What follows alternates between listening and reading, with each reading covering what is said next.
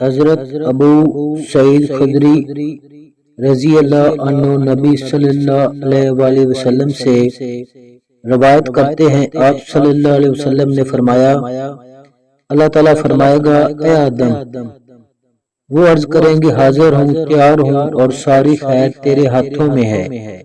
وہ فرمائے گا جہنم جانے والوں کو نکال دو۔ وہ عرض کریں گے جہنم جانے والے کتنے ہیں؟ وہ فرمائے گا ہر 1000 میں سے 999۔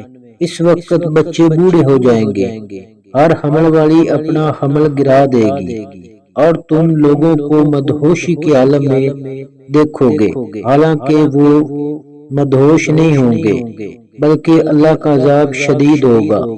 صحابہ رضی اللہ عنہ نے عرض کیا، اللہ کے رسول، ہم میں سے وہ ایک کون ہوگا؟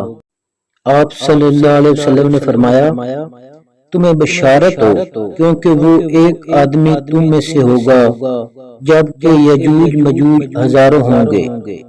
پھر فرمایا، اس ہاتھ کی قسم جس کے ہاتھ میں میری جان ہے، مجھے امید ہے کہ 1/4 جنتی تم ہوگے۔ ہم نے خوش ہو کر نعرہ تکبیر بلند کیا۔ پھر آپ صلی اللہ علیہ وسلم نے فرمایا، میں امید کرتا ہوں کہ تم جنت میں 1/3 ہوگے۔ ہم نے پھر نعرہ تکبیر بلند کیا۔ پھر آپ صلی اللہ علیہ وسلم نے فرمایا، میں امید کرتا ہوں کہ نصف جنتی تم ہوگے۔ ہم نے اللہ اکبر کہا۔